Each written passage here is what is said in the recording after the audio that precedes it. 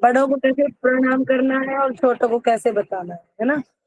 तो हमें ये बात कौन सिखाते हैं? हमारे घर के बड़े एल्डर्स। अगर वो सारे नाश हो जाएंगे, कुल का नाश होगा, तो आने वाली पीढ़ी जो अवेलेबल होगी उसको परंपरा के बारे में कैसे पता लगेगा? कोई बताने वाला ही नहीं होगा, है ना। तो क्या होगा?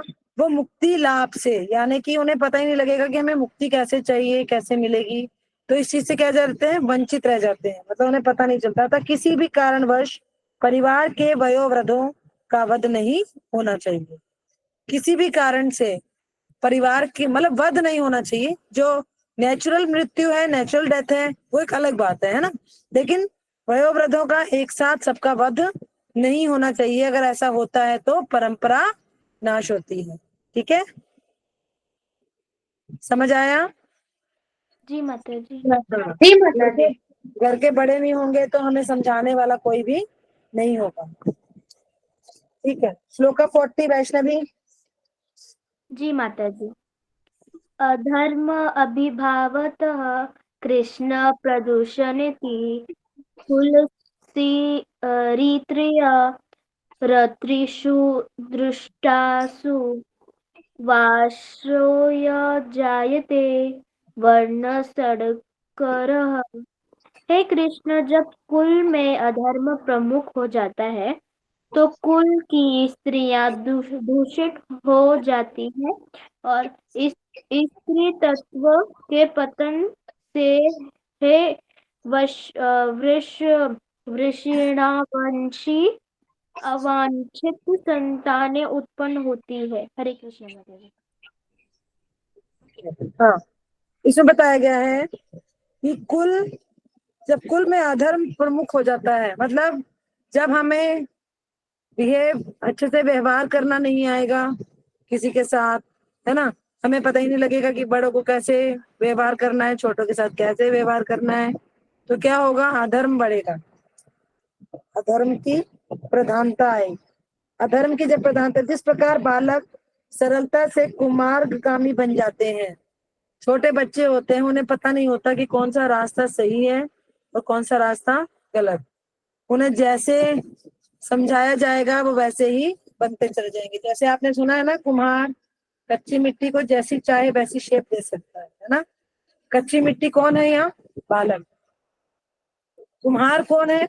हमारा जो हमारे आसपास का मतलब जैसे एटमॉस्फेयर रहता है हमारा, जो हमारा आसपास का परिवार पर्यावरण रहता है, या फिर हमारे वयोवृद्ध हैं।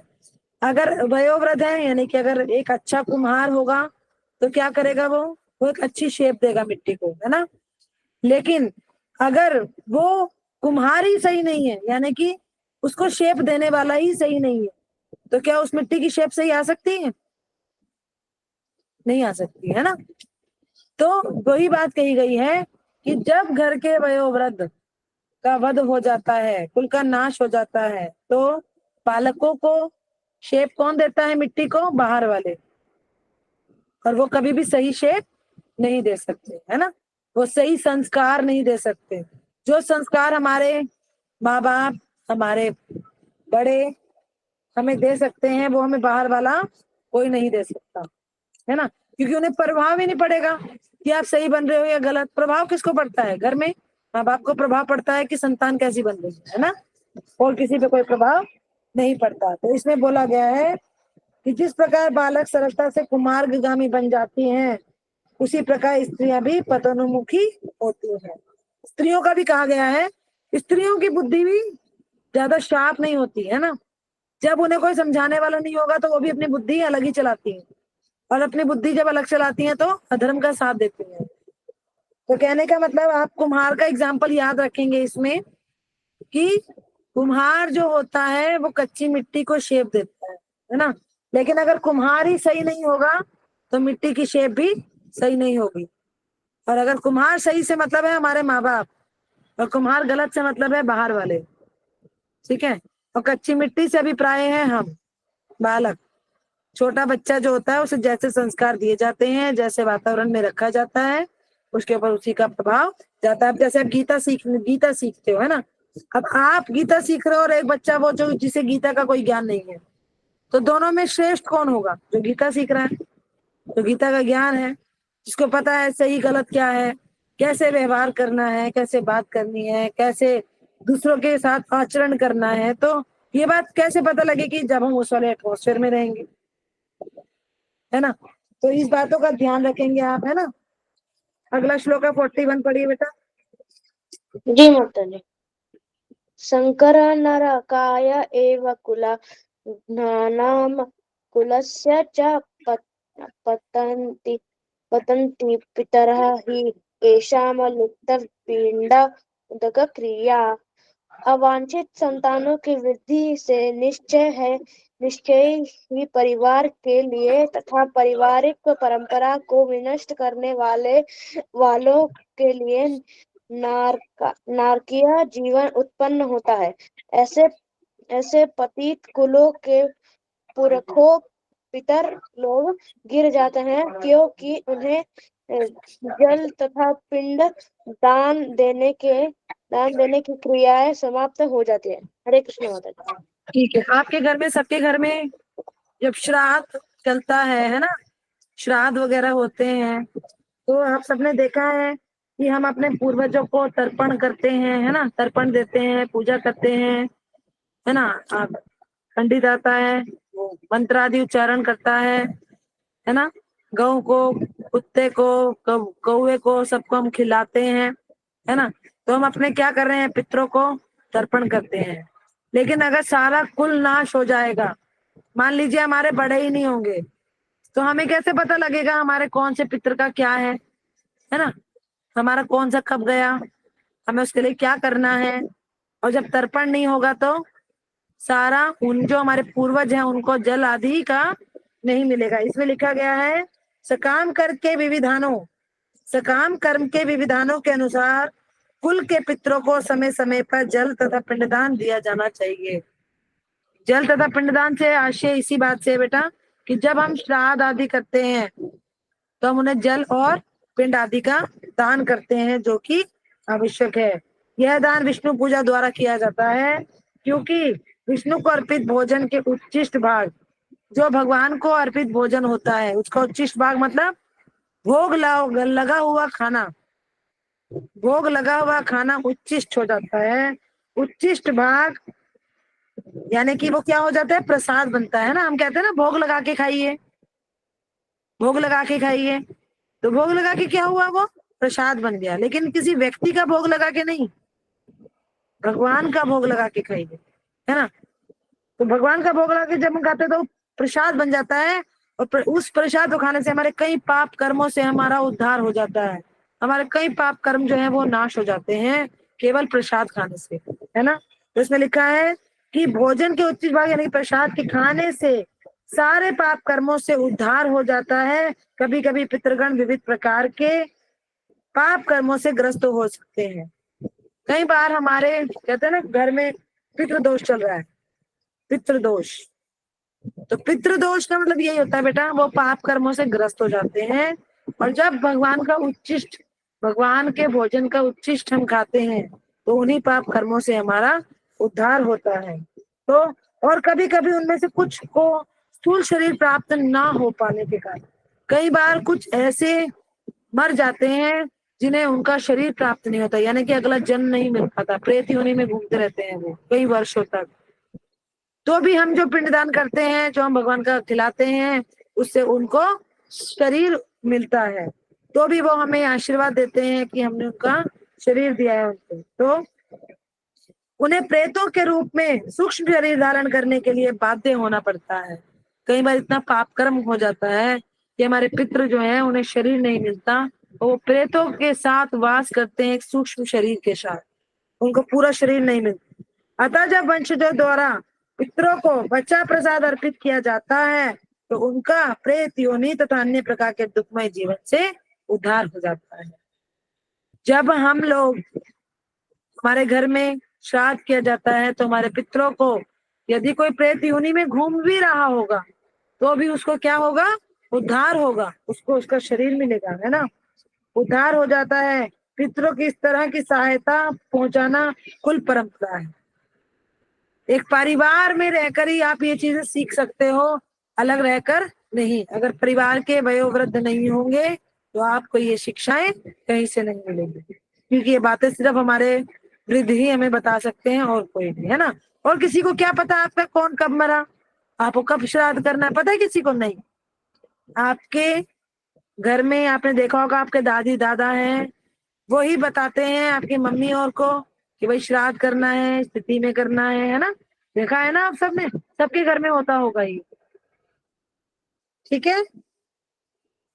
तो हमें क्या करना है, जो पुरुष अन्य समस्त कर्तव्यों को त्याग कर मुक्ति के दाता मुकुंद के चरण कमलों की शरण ग्रहण करता है और इस पथ पर गंभीरता पूर्वक चलता है, वे देवताओं, मुनियों, सामान्य जीवों, स्वजनों, मनुष्यों तथा पितरों के प्रति अपने कर्तव्य ऋण से मुक्त हो जाता है। जो परंपरा के अनुसार चलता है, जो नियमों को फॉलो करके चलता है, वही इन चीजों से मुक्त हो सकता है और कोई नहीं।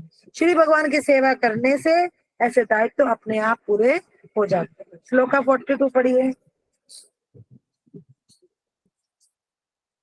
जी माता जी। दोषे एते कुलघ्नानां वर्ण संकर कौरकै साध्यन्ते जति धर्मा कुलधर्मा च शाश्चता। जो लोग कुल परंपरा को विनष्ट करते हैं और इस तरह अवांछित संतानों को जन्म देते हैं, उनके दुष्कर्मों से समस्त प्रकार की सामुदायिक योजनाएं तथा पारिवारिक कल्याण कार्य विनष्ट हो जाते हैं। हरे कृष्ण माता जी। हाँ ठीक है। जो कुल परंपरा को विनिष्ट करते हैं और इस तरह अवांछित संतानों को जन्म देते हैं, उनके दुष्कर्मों से समस्त प्रकार के सामुदायिक योजनाएं तथा पारिवारिक कल्याण कार्य विनिष्ट हो जाते हैं। अधर्म के द्वारा उत्पन्न हुई संतान से कई प्रकार की हमारे जो योजनाएं होती हैं और जो कल्याण वाले कार्य हमने किए होते हैं वो सब विनिष्ट हो जाते हैं, यानी कि समाप्त हो जाते हैं। इसमें भगवान बताते हैं सनातन धर्म या वर्णाश्रम धर्म द्वारा निर्धारित मानव समाज के चारों वर्णों, आपने वर्ण पढ़े थे, मैंने आपको प्रश्न भी लिखवाया था, 4 वर्ण होते हैं, है ना। 4 वर्ण होते हैं, मैंने प्रश्न लिखवाया था ये वाला, इसका उत्तर कौन देगा, कौन कौन से होते हैं 4 वर्ण। हाँ बताइए विवान, 4 वर्ण कौन से होते हैं। 4 वर्ण होते हैं। सबसे पहला होता है ब्राह्मण। ब्राह्मण जो होते हैं वो शास्त्रों का अध्ययन करते हैं और ज्ञानी बनते हैं। और दूसरा है क्षत्रिय। क्षत्रिय जो होते हैं वो राज्य की सेवा करते हैं, मतलब राज्य से मतलब लड़ते हैं, दूसरे सैनिकों से लड़ते हैं राज्य के और लिए राज्य युद्ध की भूमि में रक्षा, युद्ध करते हैं। हाँ युद्ध करते हैं और राज्य की रक्षा करते हैं। और क्या वेश्य जो होते हैं उन पे जो सारा व्यापारी वर्ग होता है उन पे टिका रहता है और वो बहुत सारी मेहनत करते, दिन रात मेहनत करते हैं। शूद्र जो होते हैं सबके लिए सेवा करते हैं, जैसे ब्राह्मण होते हैं उनकी सेवा करते हैं, उनकी मदद करते हैं, ये सब उनकी मदद करने के लिए कोई चाहिए ना, तो इसलिए शूद्र ऐसा करते हैं। और ब्राह्मण जो होते हैं वो सतोगुणी होते हैं और क्षत्रिय में रजोगुण और सतोगुण दोनों होता है और वैश्य में रजोगुण बहुत ज्यादा होता है, तमोगुण बहुत कम होता है और शूद्र में प्योर तमोगुण होता है। हरे कृष्ण माता जी। ठीक है बेटा, वेरी गुड, बहुत अच्छा बताया आपने। उन्हीं 4 वर्णों की बात हो रही है, बहुत अच्छी, बहुत अच्छा आंसर दिया विवान। चारों वर्णों के लिए सामुदायिक योजनाएं तथा पारिवारिक कल्याण कार्य इसलिए नियोजित हैं क्योंकि मनुष्य चरम मोक्ष प्राप्त कर सकता है। चारों वर्ण है ना, हमें अपने वर्ण के अनुसार ही कार्य करना चाहिए, तो ही हम सारी योजनाओं और जो कल्याणकारी कार्य इसलिए नियोजित किए गए कि मनुष्य अपने चरम मोक्ष यानी कि मुक्ति को प्राप्त कर सके। अतः समाज के अनुत्तरदायी नहीं है, समाज के अनुत्तरदायी नायकों द्वारा सनातन धर्म की खंडन निखंडन आने उन्होंने कहा। माता जी आपकी आवाज धीरे धीरे आ रही है एकदम। अब आ रही है बेटा, अब आ रही है मेरी। जी माता जी अभी आ रही हाँ, तो फिर जी बताया माता। कि चारों वर्णों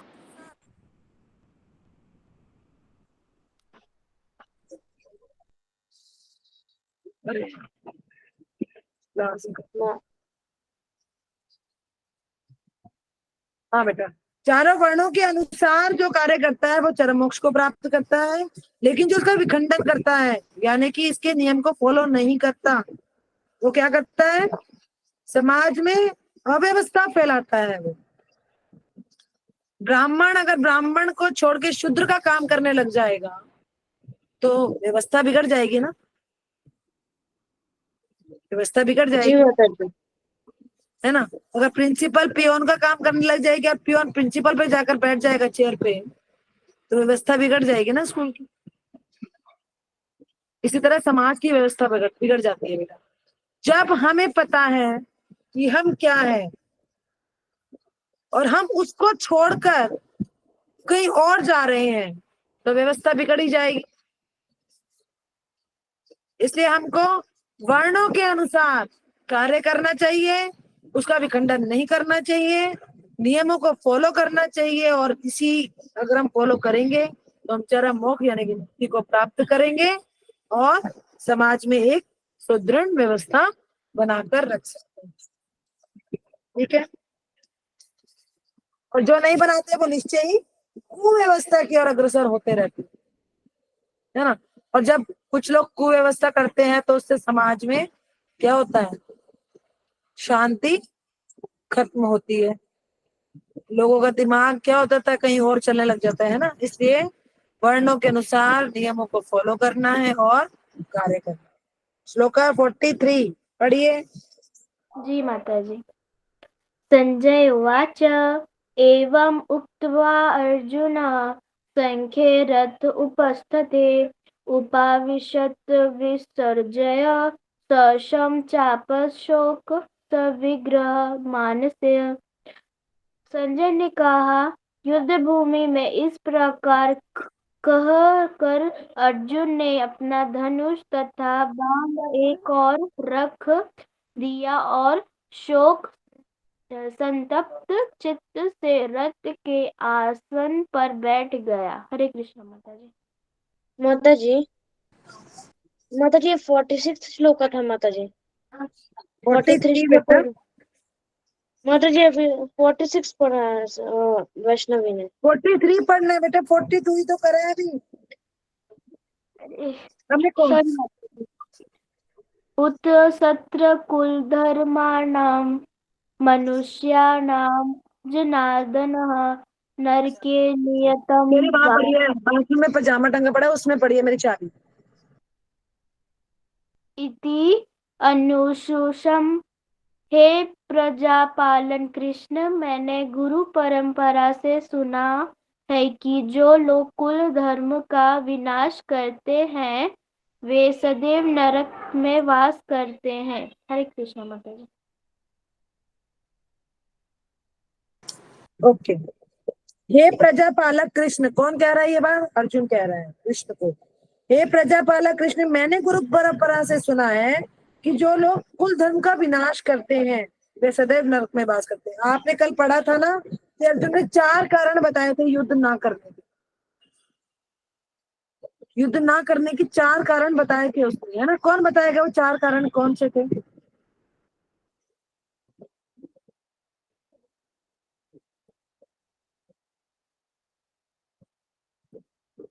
एक भी कारण याद है चारों में से? माता जी आप क्या पूछ रहे हैं, मुझे समझ नहीं आया। अर्जुन ने युद्ध ना करने के कारण बताए थे ना। जी माता जी, मुझे 2-3 याद है शायद से। कल मंजू माता जी माता जी ने बताया था कि अर्जुन को ये डर था जो अगर पुरुष मर जाएंगे तो जो स्त्रियां, वृद्ध लोग और जो बच्चे रहेंगे उदास हो जाएंगे, उनका दुख का कारण मैं ही बनूंगा और मुझे नरक जाना पड़ेगा। ये कारण दिया था। और जो क्या बोलते हैं, जो जब पुरुष ही नहीं रहेंगे, जो बच्चे होंगे, जो स्त्रियां रहेंगी, उनको मतलब ज्ञान कौन प्रदान करेगा। जैसे कि आपने एग्जाम्पल दिया था कि अगर बच्चों को पता ही नहीं रहेगा कि उनके जीवन में उनको कठिनाई को कैसे मतलब फेस करना है, उनके माता पिता ही संस्कार देंगे। ये कारण दिया था। अगर नहीं रहेंगे तो बच्चे गलत रास्ते पे चलेंगे। तीसरा कारण ये दिया था कि हाँ, जो स्त्रियां रहेंगी वो दूषित हो जाएगी, और गुरु परंपरा का विनाश होगा, ये दिया था। और ठीक है। सुषमा सुषमा माता जी, हरे हाँ कृष्ण बताइए माता जी। बताइए, नाम क्या है आपका बताइए। अनु अनु नो, हरे कृष्ण माता जी। वो आपकी अर्जुन, वॉइस इको। एक सेकंड।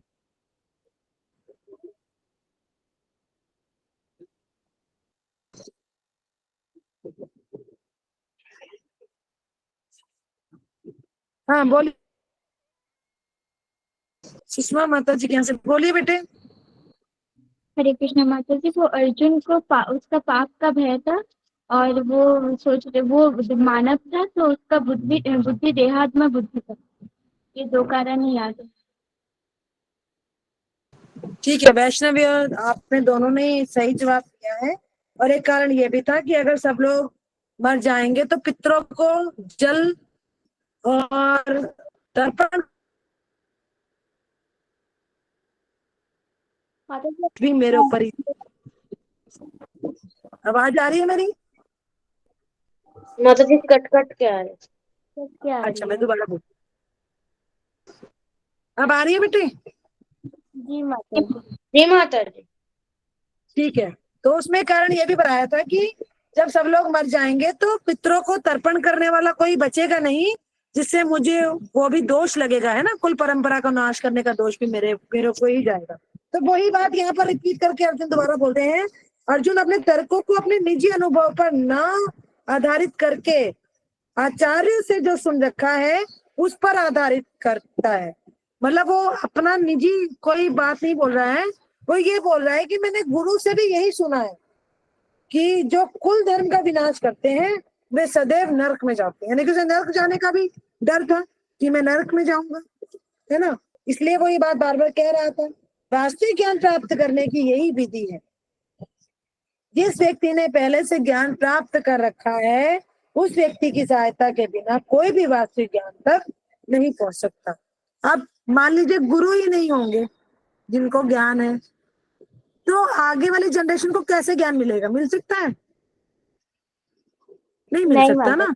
जब टीचर्स ही नहीं होंगी तो बच्चों को ज्ञान कौन देगा? तो यही बात वो कह रहे हैं कि जिन्होंने ज्ञान पहले से अर्जित कर रखा है, जिन्होंने ज्ञान पहले से ही प्राप्त कर रखा है, उस व्यक्ति की सहायता के बिना कोई भी वास्तविक ज्ञान तक नहीं पहुंच सकता। ये अर्जुन के तर्क है। वर्णाश्रम धर्म की एक पद्धति के अनुसार मृत्यु के पूर्व मनुष्य को पाप कर्मों के लिए प्रायश्चित करना पड़ता है ना। वर्णाश्रम धर्म में एक पद्धति है, उसके अनुसार जो जो व्यक्ति होता है जब तक उसकी मृत्यु होती है, मृत्यु से पहले उसने जितने भी पाप करे होते हैं उसके लिए उसे प्रायश्चित करना पड़ता है। जो पापात्माएं हैं यानी कि जिन्होंने पाप करा है उसे इस विधि का अवश्य उपयोग करना चाहिए। ऐसा किए बिना मनुष्य निश्चित रूप से नरक भेजा जाएगा, जहां उसे अपने पाप कर्मों के लिए कष्टमय जीवन बिताना पड़ेगा। तो ये सब चीजें कौन कह रहा है? अर्जुन कह रहा है। किससे कह रहा है? कृष्ण को कह रहा है। वो कह रहा है कि मैंने ये सुना है कि जो ऐसा काम करता है, कुल का विनाश करता है, वह नरक को जाता है। और यदि गुरु ही नहीं रहेंगे जिनको ज्ञान पहले से प्राप्त है तो और व्यक्तियों को कैसे ज्ञान मिलेगा? वो ये बात कहना चाहते हैं, है ना। तो अगला श्लोक है 44, पढ़िए बेटा। जी माता जी। अहो बता महत् पापम कतुर्मा व्यवसिता वयं युता राज्य सुख लोभेन हन्तुमा स्वजन्म उद्यता। ओह ओह कितने आश्चर्य की बात है कि हम सब ज, ज, जघन्य पाप कर्म करने के लिए उद्यत हो रहे हैं। राज्य सुख भोगने की इच्छा से प्रेरित होकर हम अपने ही संबंधियों को मारने पर तुले हैं। हरे कृष्ण माता जी। हाँ ठीक है। वो कह रहे हैं कितने आश्चर्य की बात है कि जब हम जघन्य पाप कर, जघन्य होता है बड़ा ही कट्टर जैसे पाप होता है कोई, है ना, बहुत बड़ा पाप, जघन्य पाप कर, के लिए उद्धत हो रहे हैं, मतलब उसके लिए बिल्कुल तैयार है, रेडी है पाप करने के लिए। हमको पता है कि वो बहुत बड़ा पाप है, लेकिन हम तैयार हैं उसको करने के लिए। राज्य सुख भोगने की इच्छा से प्रेरित होकर हम अपने ही संबंधियों को मारने पर तुले हैं, ये अर्जुन कह रहा है। अर्जुन को ये लग रहा था ना कि मेरे संबंधी साथ में सामने खड़े हैं, मेरे मित्र हैं, इनमें से कोई मेरा दादा है, कोई मेरा मामा है, कोई मेरा भाई है ना, कोई मेरे पिता के तुल्य है। तो उसको ये लग रहा था कि मैं इनको, मतलब राज्य के सुख के लिए मैं इन्हें मारना चाहता हूँ। तो वो यही बात बार बार, वो परेशान है इस बात से। तो वो कहता है स्वार्थ के वशीभूत होकर मनुष्य अपने सगे भाई, बाप या माँ के वध जैसे पाप कर्मों में प्रवृत्त हो सकता है। आजकल होता है ना ये, कल चोर है, सोचते नहीं है कुछ भी, किसी को भी मार देते हैं ना पैसे के लिए, भाई को भी मार देते हैं, माँ को भी, बाप को भी, सबको मारते हैं। तो ये जघन्य पाप है, ये ऐसे पाप है। क्योंकि देखो अर्जुन की बात अलग थी, है ना, अर्जुन धर्म का साथ दे रहा था, लेकिन आज धर्म का साथ कोई नहीं देता और वो ऐसे पाप कर्म करते हैं। विश्व के इतिहास में ऐसे अनेक उदाहरण मिलते हैं, किंतु भगवान का साधु भक्त होने के कारण अर्जुन सदाचार के प्रति जागरूक है। अर्जुन कैसा भक्त है भगवान का? साधु भक्त, जो भगवान की आज्ञा के अनुसार ही चलता है, वो उन्हीं के वचन को सुनता है और उन्हीं को फॉलो करता है। अतः वह ऐसे कार्यों से बचने का प्रयत्न करता है। वो सोचता है कि किसी तरह मैं इस पाप में ना जाऊं और मैं इससे मुक्त हो जाऊं। तो वो भगवान के आगे बोलता है कि मैं ऐसे राज्य के सुख को क्या करूंगा, अगर मान लीजिए मैं जीत भी जाता हूँ तो जब मेरा कोई अपना होगा ही नहीं तो मैं राज्य को क्या करूंगा मैं। तो वो इस बात को भगवान के आगे बोलता है। अगला श्लोका पढ़िए। हिंदी की भागवत किस किस के पास है इन बच्चों में से? हिंदी की सिर्फ वैष्णवी और विवान के पास है बस। वैष्णवी पढ़िए बेटा। जी माता जी। यदि माम अप्रीतिकरम अशत्रम शात्रपाणय धृतराष्ट्ररणे हिन्युतत मे क्षेमतरम भवेत्। यदि शास्त्रधारी धृतराष्ट्र के पुत्र मुझे निहत्थे तथा रणभूमि में प्रतिरोध न करने वाले को मारे तो यह मेरे लिए श्रेयस्कर होगा। हरे कृष्ण माता जी। ठीक है बेटा। अब वो बताते हैं यदि शस्त्रधारी धृतराष्ट्र के पुत्र दुर्योधन, और कौन कौन है उसके पुत्र? दुर्योधन है, विकर्ण है और दुशासन, और बहुत सारे हैं ना, लेकिन इनका नाम ज्यादा आता है, फेमस यही वाला नाम। तो माता हमें जी यही उनके नाम 100 ज्यादा पता। क्या कह रहे बेटे? उनके 100 पुत्र थे ना? हाँ 100 पुत्र थे, 100 के 100 मरे थे, है ना। तो वो कह रहा है कि धृतराष्ट्र के पुत्र जो शस्त्रधारी हैं, जिन्होंने शस्त्र ग्रहण कर रखे हैं, मुझ निहत्थे पर रणभूमि में प्रतिरोध ना करने वालों को मारे तो यह मेरे लिए श्रेयस्कर होगा। वो ये चाहता था, उसकी बुद्धि चल रही थी कि अच्छा है कि मुझे युद्ध में वो लोग मार दे ताकि मैं इन पापों से मुक्त हो जाऊं, मुझे कोई पाप ना लगे, है ना। मुझे राज्य नहीं चाहिए ऐसा जिसमें मुझे कुल परंपरा विनाश करने का नाश लगे और मुझे नरक जाना पड़े, वो ऐसा चाहता नहीं था। तो वो कहता है क्षत्रियों के युद्ध नियमों के अनुसार ऐसी परंपरा थी, ऐसी प्रथा थी कि निहत्थे पर कोई आक्रमण नहीं करता था, और अपने अकॉर्डिंग, जैसे मान लो मेरे पास तलवार है तो मैं किसी तलवार वाले से युद्ध करूंगी, मेरे पास भाला है तो मैं किसी भाले वाले से युद्ध करूंगी, मेरे पास धनुष है तो मैं धनुष वाले से युद्ध करूंगी, मैं घोड़े पर हूं तो घोड़े वाले से युद्ध करूंगी। तो बराबरी में मतलब युद्ध चलता था, ऐसा नहीं कि हाथी के पैर के नीचे सबको कुचलते ही चले जा रहे थे, ऐसा नहीं, है ना। तो ये प्रथा थी कि निहत्थे तथा विमुख शत्रु पर, विमुख मतलब जो उसकी तरफ नहीं देख रहा, जैसे पीछे से वार करना, आक्रमण ना किया जाए, ऐसा रूल था कि जो आपकी तरफ नहीं देख रहा, यानी कि जो आपसे लड़ने नहीं आया है उससे आप लड़ने नहीं जाएंगे, निहत्थे पर आप आक्रमण नहीं करेंगे और बराबरी में युद्ध करेंगे। ये नियम था क्षत्रियों के युद्ध का। किंतु अर्जुन ने निश्चय किया कि शत्रु भले ही इस विषम अवस्था में उस पर आक्रमण, मतलब अर्जुन को ये बात लग रही थी कि भले ही ये नियम बने हुए हैं, लेकिन अगर कोई नियमों को तोड़कर मेरे को मारता है तो वो श्रेष्ठकर हो, तो वो श्रेष्ठकर हो, है ना।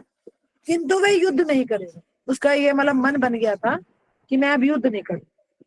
उसने इस पर विचार नहीं किया कि दूसरा दल युद्ध करने के लिए कितना उद्यत है। उसने ये नहीं सोचा कि मैं तो क्या सोच रहा हूँ, लेकिन दूसरा क्या चाहता है। और दुर्योधन क्या चाहता था, सबको मार देना चाहता था वो पांडव सेना, और राज्य भोगना चाहता था वो, है ना, यही सोच रहा था।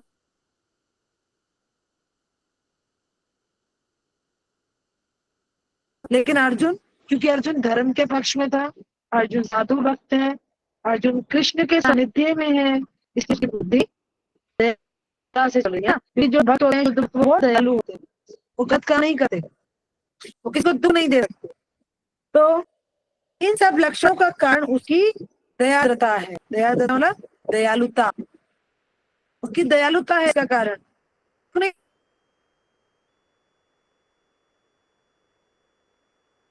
माता जी आपका वीडियो पॉज हो किसी को गया। दुख देकर, क्या कह रहे हो? माता जी आपकी आवाज बहुत ही ज्यादा अटक रही है, पॉज हो गया वीडियो।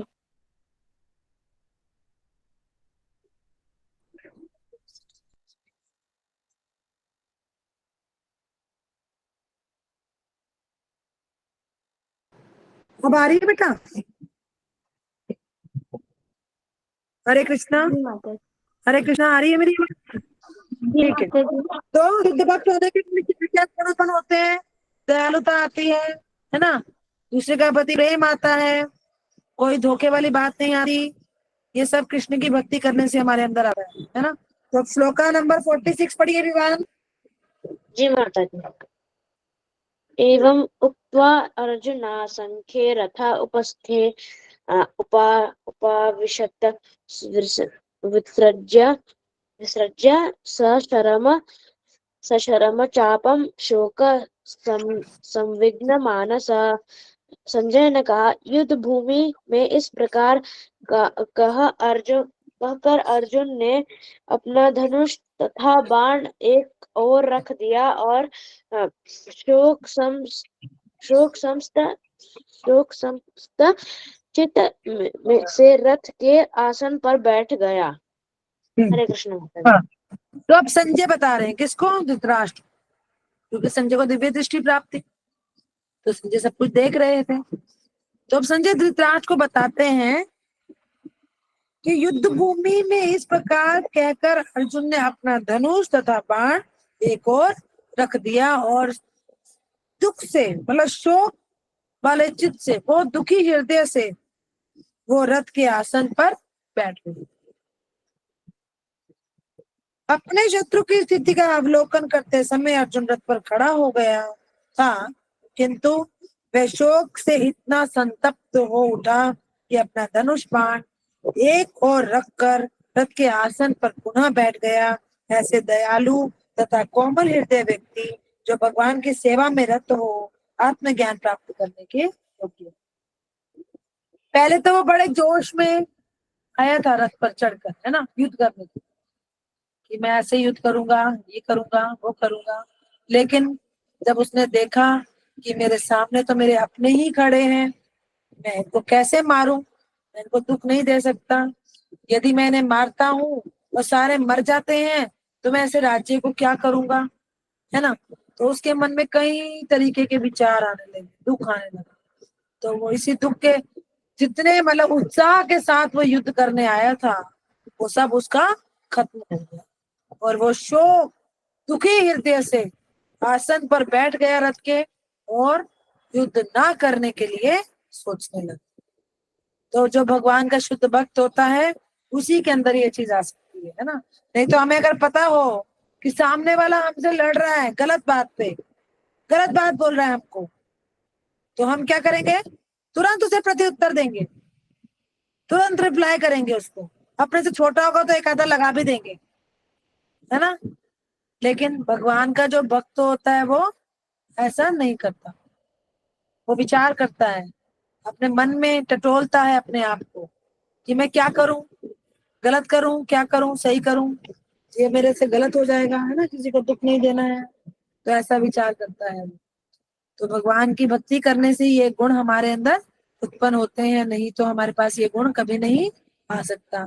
और जो दयालुता होती है जिसके अंदर, जो कोमल हृदय व्यक्ति होता है, भगवान की सेवा में लगा रहता है, वही आत्मज्ञान को प्राप्त करने का अधिकारी भी होता है। इसीलिए कृष्ण अपने भक्त के साथ सदा खड़े रहे। ठीक है, अब वाला नेक्स्ट 47 श्लोक हम कल करेंगे। बेटा क्लास को मिस नहीं करना है, जो बच्चे आ रहे थे वो आएंगे, क्योंकि देखो हम भी आपके लिए आते हैं, है ना, हम भी आपके लिए ही आते हैं यहाँ पर। और जब आप आएंगे तो हमें अच्छा नहीं लगेगा, है ना। तो आप लोगों ने क्लास को मिस नहीं करना है, क्योंकि ये जो पढ़ रहे हो ये आपको कहीं नहीं मिलेगी, कोई नहीं पढ़ाएगा, ये चीजें आपको यही मिल सकती हैं। और आपने रेगुलर आना है बेटा, ये चीजें आपके बहुत काम आएंगी। मैंने उस दिन भी कहा था, बचपन में भक्ति बहुत मूल्यवान होती है ना। तो भगवान सबसे ऊपर हमारे भगवान है, सबसे ऊपर, जिसने हमें मनुष्य रूप दिया, नहीं तो हम पशु भी बनते, है ना, किसी जन्म में पशु भी बने होंगे, पक्षी भी बने होंगे, है ना।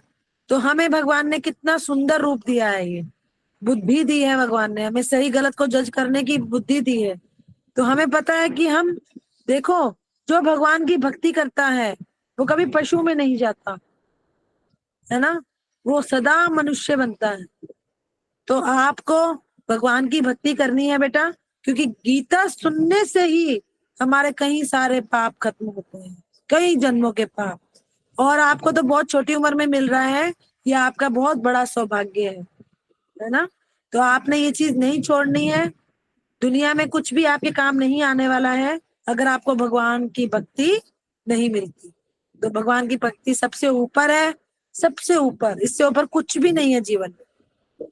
कोई वस्तु नहीं है जो भगवान से ऊपर है, कोई व्यक्ति नहीं है जो भगवान से ऊपर है, कोई शक्ति नहीं है जो भगवान से ऊपर है।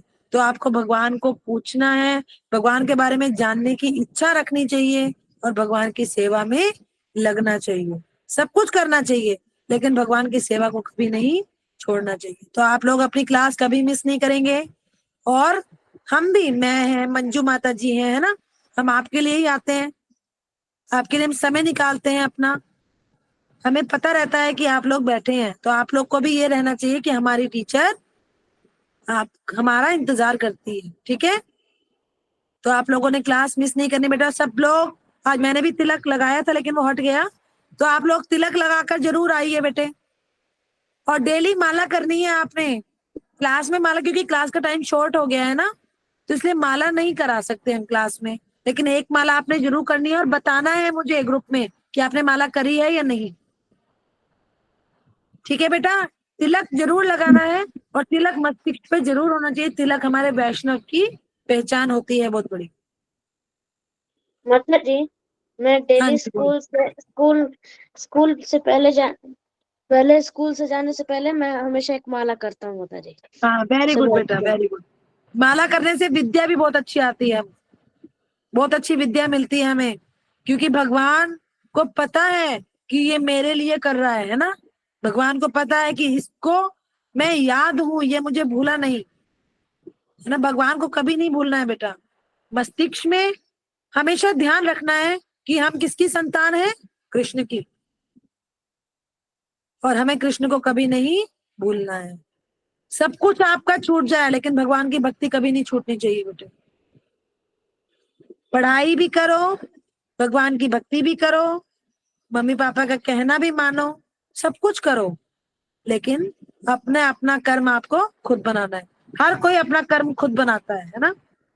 तो भगवान की गीता सुनो बेटा, ये आपको बहुत अच्छी चीज मिली हुई है सुनने के लिए, है ना। तो आप डेली आएंगे, ठीक जी है, माता जी। और तिलक लगा कर आएंगे और जी माला का माता मुझे रिपोर्ट करेंगे। कि हमने माला करी या नहीं, चाहे वीडियो आप वॉइस मैसेज भेज के बता दो मुझे कि मैंने माला कर ली, अपना नाम बता दो और वॉइस मैसेज में बोल दो कि मैंने माला कर ली, ठीक है। और झूठ नहीं बोलना है। और जो बच्चे आ रहे थे, अगर आपके पास उनका नंबर होगा तो उन्हें बोलो कि वो क्लास में आए, नहीं तो आज मैं सबको कॉल करूंगी, ठीक है बेटा। तो अब मैं यहाँ रुकती हूँ, 8 बज गए हैं। कल हम 47 श्लोका से शुरू करेंगे, ठीक है। सैटरडे और मंडे आपकी क्लास ऑफ माता रहेगी। जी 47 श्लोक नहीं है, डायरेक्ट सेकंड चैप्टर है। अच्छा अच्छा, ठीक है ठीक है, चलो वेरी गुड, ये तो बहुत अच्छा हुआ। फर्स्ट अध्याय आपका कंप्लीट हो गया है। फर्स्ट अध्याय में अगर आपको कुछ पूछना होगा, कुछ आपके मन में आएगा तो कल आप पूछना, ठीक है। माता जी हमको जो आप श्लोक बताती वो हमको लिखना है क्या, जो मतलब इम्पोर्टेंट होता है, लिखना है क्या? जो लिखना होगा ना, मैं बोलूंगी वो कि इसको लिखो, तो आप वो लिखना, ठीक है। तो हमारे प्रश्न कितने हो गए हैं वैसे, टोटल कितने क्वेश्चन हो गए थे हमारे वो 1 वर्ड वाले? 62। 62 हो गए थे, है ना। तो कल हम थोड़े से क्वेश्चन भी करेंगे अपने, क्योंकि हमें 100 कंप्लीट करने हैं, है ना। तो कल हम कुछ क्वेश्चन भी करेंगे और चैप्टर भी पढ़ेंगे, चैप्टर 2, ठीक है। तो हरे कृष्णा बच्चों, सब अपना अपना ध्यान रखें और अच्छे अच्छे काम करें, है ना। भगवान की भक्ति करें और भोग लगा कर खाएं, ये मैं हमेशा कहती हूँ, ठीक है। हरे कृष्णा कृष्ण कृष्ण हरे हरे, हरे हरे राम हरे कृष्णा राम हरे राम कृष्णा राम हरे कृष्णा हरे। कृष्णा हरे हरे, हरे राम राम राम हरे हरे। राम हरे राम कृष्णा राम माता जी, हरे कृष्ण दंडवत माता प्रणाम, सभी दंडवत भक्तों को दंडवत प्रणाम। नाम हरे कृष्णा बच्चों, हरे कृष्ण। हरे कृष्णा माता जी, दंडवत प्रणाम, सभी भक्तों को दंडवत प्रणाम। सभी भक्तों को दंडवत प्रणाम।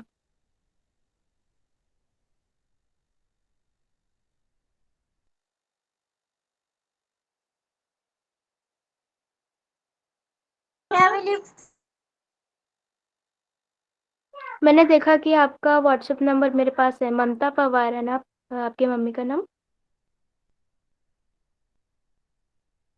ममता कुमारी है। आपका सरनेम ममता पवार नहीं है? पवार नहीं, ममता कुमारी। कुमारी अगर होगा तो देख लीजिए। नहीं, पवार करके मुझे लगा वही है क्या। अच्छा ठीक है।